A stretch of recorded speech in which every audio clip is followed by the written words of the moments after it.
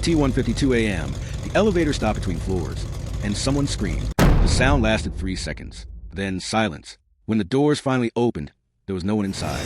No blood. No sign of a struggle. Just a single fingerprint smeared into the brushed steel wall, dragged downward, as if whoever left it had been losing their balance, or their grip on reality. By sunrise, the building would be famous for the wrong reason. The Meridian was a glass and concrete high-rise overlooking the river, the kind of place marketed as secure luxury living. Keycard access, cameras on every floor, a lobby desk staffed 24/7. People moved there to feel protected from the city, not exposed to it.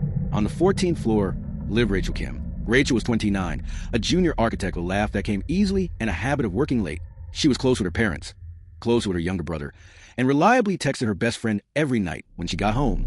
At 1:38 a.m., she sent her last message. In the elevator, long day, talk tomorrow, Redheart. She never made it to her apartment. Security reviewed the footage before police even arrived. Rachel entered the elevator alone. The doors closed. 30 seconds passed. Then the feed froze. When it resumed, the elevator was empty. No one exited on any floor. That detail bent the case out of shape.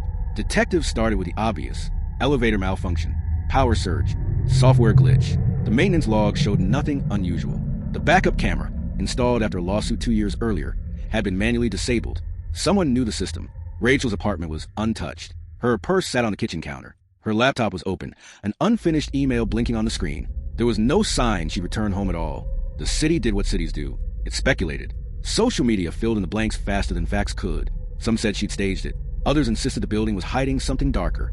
A former tenant came forward claiming the elevators had felt wrong for months. Fear crept in sideways. Residents started taking the stairs. The first suspect was personal. Evan Holt, Rachel's on-again, off-again boyfriend, had been arguing with her earlier that evening. Texts showed tension, bitterness, unresolved anger.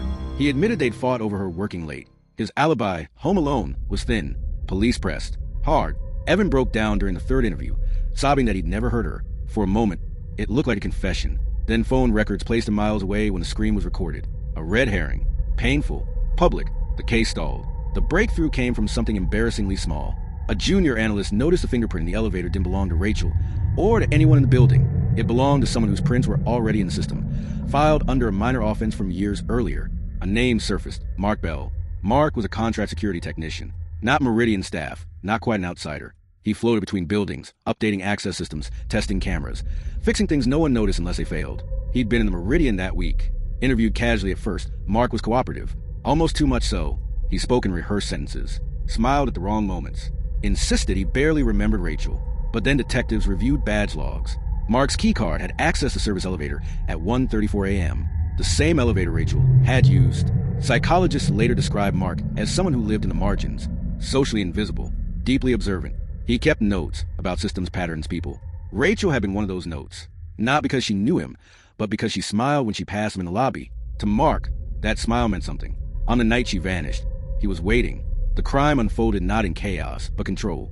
Mark disabled the camera, rode with Rachel, spoke calmly. When she resisted, he panicked, not violently at first, but decisively.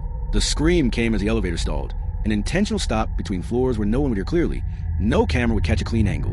What happened next was worse than anyone expected. Mark used the service hatch. Rachel never left the building. Her body was found 8 days later in a sealed maintenance crawlspace, an area overlooked in the original search because it wasn't on any official floor plan. The air had been recycled just enough to delay discovery, just enough to buy time. At trial, Mark showed no remorse, only irritation that he'd been misunderstood. He spoke about connection and missed chances, about a world that refused to see him until he forced it to. The jury took 2 hours. Today, the Meridian has upgraded its security again. New cameras, new software, new promises. But residents still pause before stepping into the elevator. Some listen for sounds that aren't there. Some swear the doors close more slowly than they used to. And Rachel's last text, in the elevator, has become a grim shorthand among investigators. A reminder that sometimes the most dangerous place is in a dark alley or an empty street. Sometimes it's the space between floors.